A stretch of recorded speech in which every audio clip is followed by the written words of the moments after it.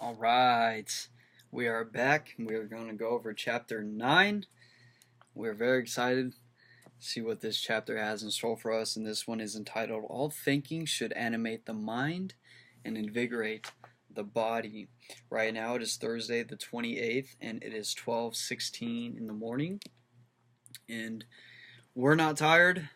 Even if we were, we'd be up reading anyway, so we figured, why not be up and keep reading to you guys? Not only is it fun, but we're learning. It keeps us learning too.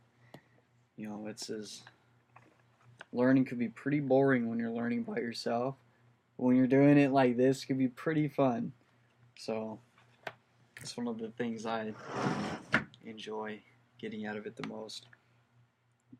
And because we have a dream to spread knowledge, to spread word, to spread God's word, to give truth, spiritual truth, the truth of thought. But we become what we think about, and that we could literally think our way into anything and become anything and do anything.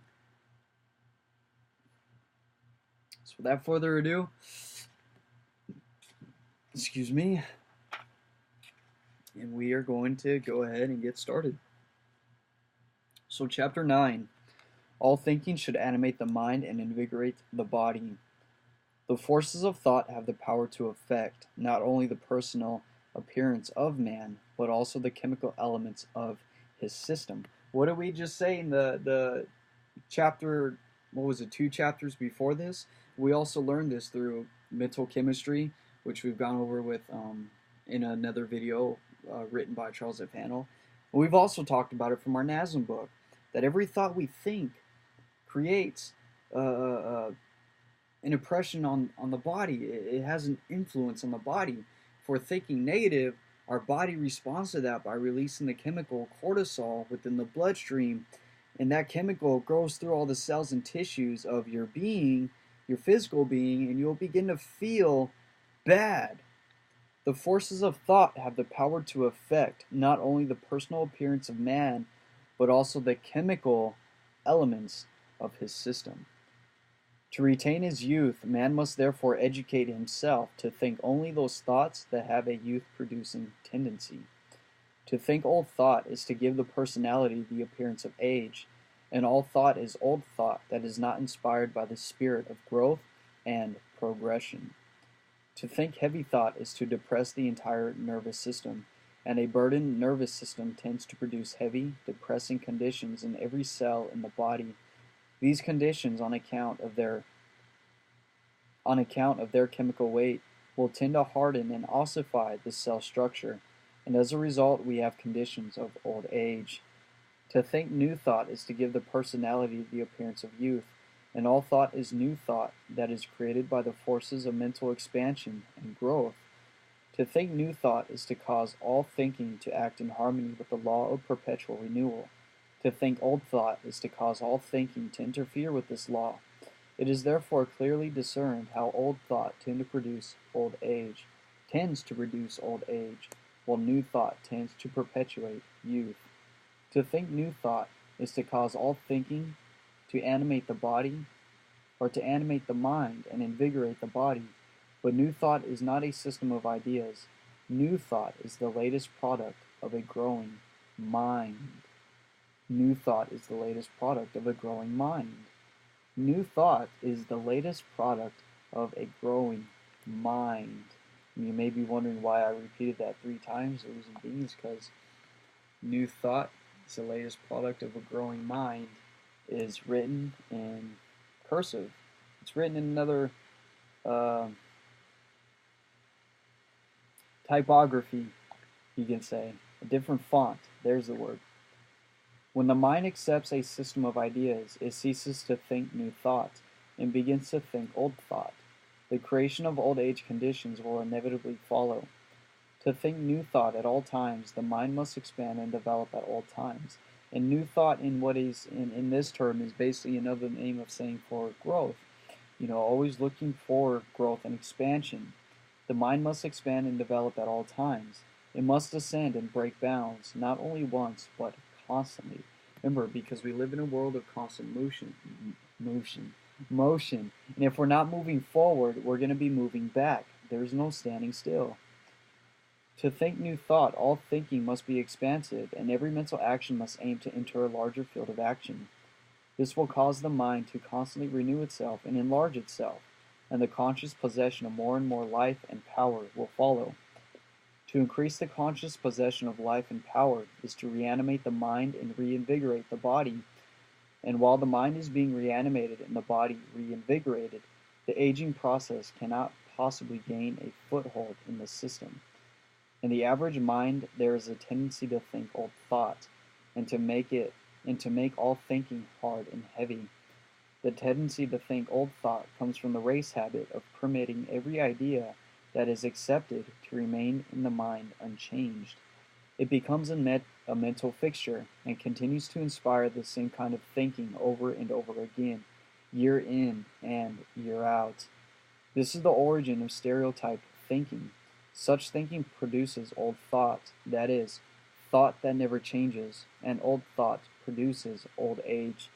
To remove the tendency to think old thought, the mind should aim to develop, enlarge, and perfect every idea that may be accepted, and should work in the conviction that every idea does contain unlimited possibilities. To eliminate hard and heavy thinking, the usual methods of thought, research, and mental penetration must be replaced by methods that are in harmony with natural mental expansion. The cause of hard and heavy thinking comes principally from trying to find the solutions for the harder problems of life by searching the present limitations, present incompleteness, or present darkness of the mind. The mind cannot understand the larger while confined in present limitations. To try to do so would result in hard and heavy thinking. Such efforts would weary the mind, and nearly all mental weariness or exhaustion is produced in this way. When the mind is in a state of clouded or incomplete intelligence, no effort should be made to understand facts, principles, or problems, can be only discerned through the light of a brilliant intelligence. Such efforts will not only produce hard, heavy thinking, but the mind will be confused and darkened more than it ever has been before. Wow. Wow. Now that is a statement of tremendous meaning, because that is even something that I was thinking about earlier. Because I would smoke weed and I would like to read a lot, and then everything I would learn would be in a different state of consciousness. And then when I enter back into being subtle, it wouldn't be the same. Like what I've learned wouldn't really be the same, wouldn't feel the same. I wouldn't think the same about it. My idea of what I've learned would be a little bit different, because my mind is different. It's not under the influence of some external substance. The proper course to pursue is to increase the brilliancy of the mind, to make the mental light stronger. When this is done, the mind can readily see what it desires to see, and this is done by raising the vibrations within each and every single person, by exercising, by meditating, by reading. There is practically nothing that the mind cannot discern in its present sphere of existence when intelligence is sufficiently brilliant. And when intelligence is not sufficiently brilliant, it cannot fully understand anything it may desire to understand, no matter how hard the persevering its effects may be.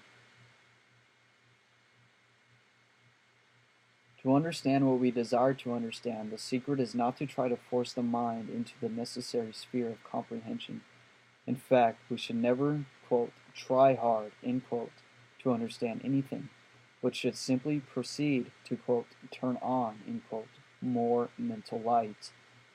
To increase the light, the intelligence, and the brilliancy of the mind is to give the mind the power to see and understand whatever may be at hand, without the slightest mental effort. To understand the principles of life, to penetrate the mysterious phases of life, and to solve the everyday problems of existence, the secret is simply to turn on more mental light, and to cease doing those things that dim your mental light. That which seems mysterious seems so because there is not enough light. Mystery and darkness always go hand in hand. Remove the darkness, and the mystery is then no more. The human mind is constituted so that it can clearly understand anything that may enter its mental world, providing there is enough mental light. Therefore, to turn on the necessary mental light is not only to eliminate ignorance and mistakes, but hard and heavy thinking as well. To increase the light of the mind, the actions of consciousness should break bounds and place themselves in touch with the universal. Not direct effort, no direct effort should be made to understand what may be understood.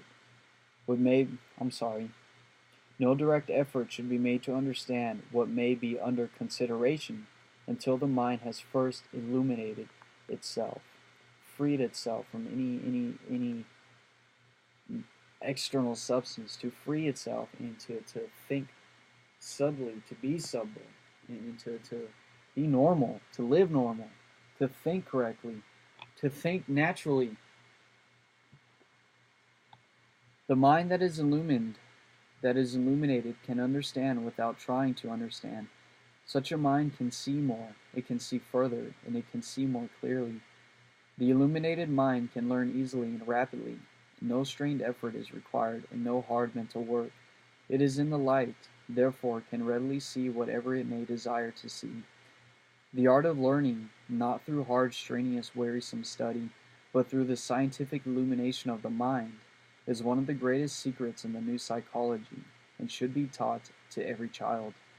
We should thereby give mental brilliancy and remarkable talents to the great majority, and hard thinking.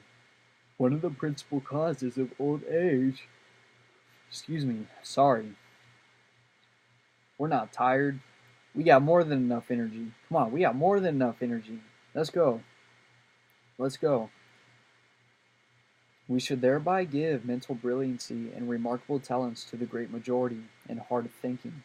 One of the principal causes of old age would be removed completely. The scientific illumination of the mind may be brought about first by recognizing the fact that every mind lives and moves and has its being in a universal sea of absolute intelligence, consciousness, a sea of mind. And second, by training the mind to consciously use absolute intelligence in every process of thinking, and understanding that whatever this mind begins to think when this substance moves into action, it sets all of its forces to manifest itself in material and to express itself on the material plane. There is only one power of intelligence in the universe, and each individual mind employs as such of that one intelligence as its present conscious capacity can appropriate.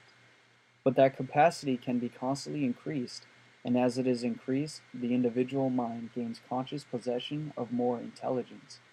That is, more light is turned on in the mind. When the mind places itself in perfect conscious touch with absolute intelligence, it responds to the greater power of that supreme intelligence in which it lives, acts, and thinks, and will consequently use as great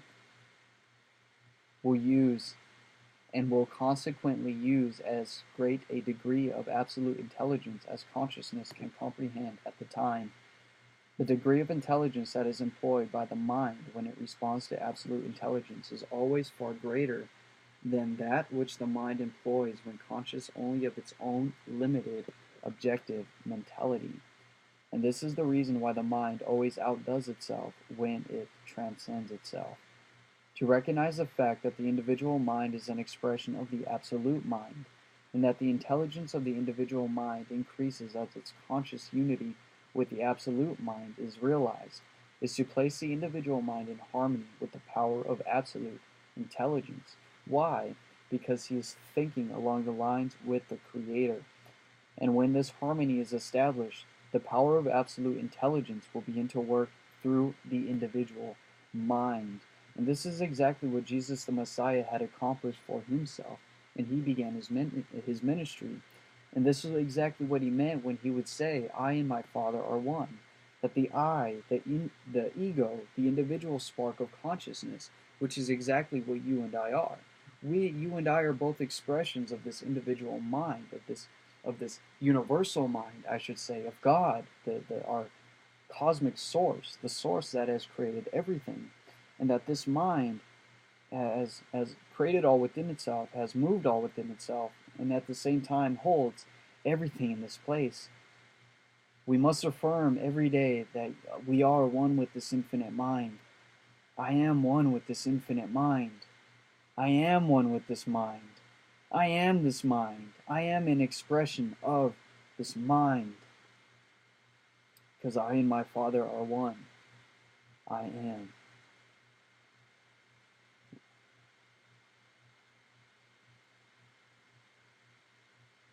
The power of absolute intelligence, however, is not a power outside of and distinct from the individual mind. It is the same intelligence that is in action in the individual mind, only in much lesser degree. And as he even said in the Master Key System, that all mind is one mind. It is the principle of monism. It is the monistic theory of the universe. And this mind, that the consciousness which permeates our brain cells is the exact same consciousness which permeates the brain cells of each and every single individual, because there is only one, and this one has created all, lives as all, and it experiences life as all. When the individual mind begins to respond to the absolute intelligence, it does not receive a different form of intelligence compared with what it now has. Neither does it admit an outside power to come in and think in its stead. The individual mind simply receives more of the same kind of intelligence that it is already in its possession, and thus gives greater capacity to its own individual power to think.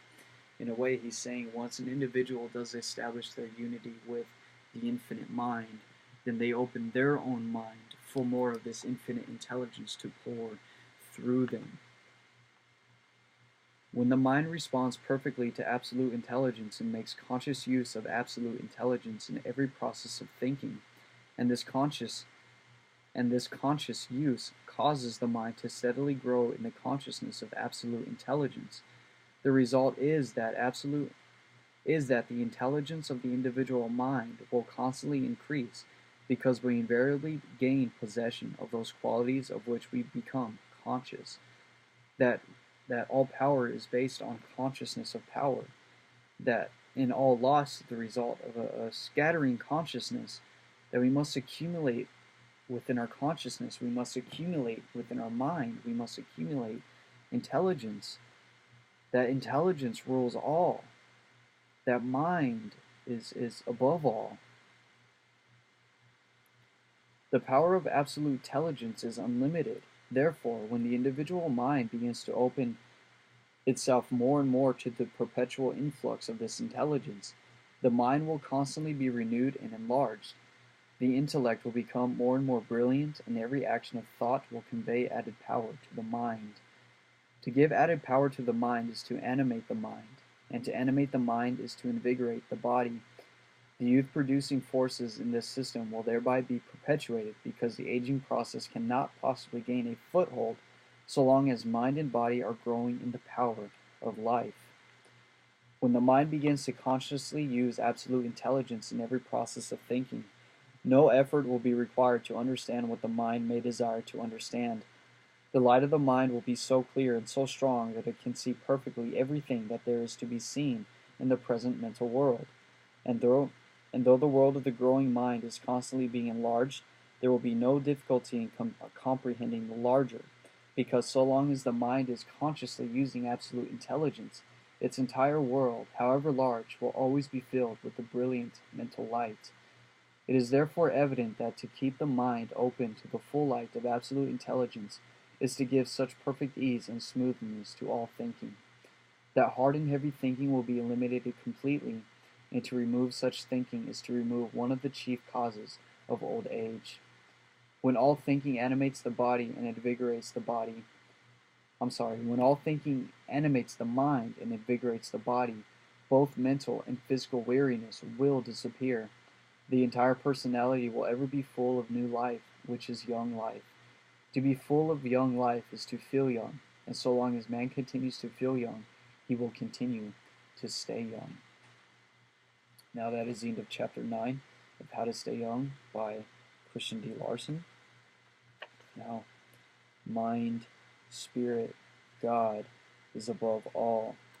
That the electron is the most basic fundamental particle of matter in the universe. That everything we see is made out of electromagnetism. That all matter is created out of the force of electromagnetism. Now I want to talk about a concept known as a double slit experiment. It's a part of quantum physics.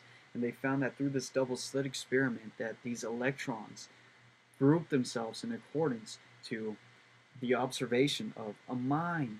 You know, what have we learned about the power of imagination? That once we imagine something, we visualize something, and we create that mental picture. That picture, that image, that thought exists as reality in an intangible field, in an intangible form. And when we look at quantum physics and we look at these electrons on a quantum level, on an invisible level, when we observe something, when we imagine something, when we create that mental picture, the electrons of what this universe is composed out of will picture themselves in accordance, and they'll shape themselves with your mental picture. That is the reason why we're able to see it with our mind's eye, because it exists as a real thing. It exists as a real thing. It has to be real. It has to be real, and it has to exist on an intangible level, or else we wouldn't be able to see it with our mind's eye. Think about that. Think about that. Think about the invisible reality of our life, this substance that we all live and move and have our being in, and that all matter is an expression and takes form from this original substance, this mind. Just some food for thought for you guys. We're going to go ahead and end this right here, and we're going to call it a night. We're going to get some rest. We're going to be up to meet with you guys in the morning. And we are going to make it, let's see, I want to see how many chapters we have left. So there's 25. There's 25 chapters, and we're a little more than halfway. We are about halfway through the book. We're on page 96 out of 190 out of 211. So we're about halfway through it. You know, and let's just keep growing. It doesn't matter where we are now. It only matters where we're going. And it all starts in here. So with that being said, thank you so much for watching. Remember our daily affirmations that we are the lights of the world, you and me, and together we can make a difference in this world. And repeat this to yourself every day. I am enough. We are enough. So with that being said, I'm going to go ahead and sign back in and put an end at this video, and I will see you when I see you. Take care.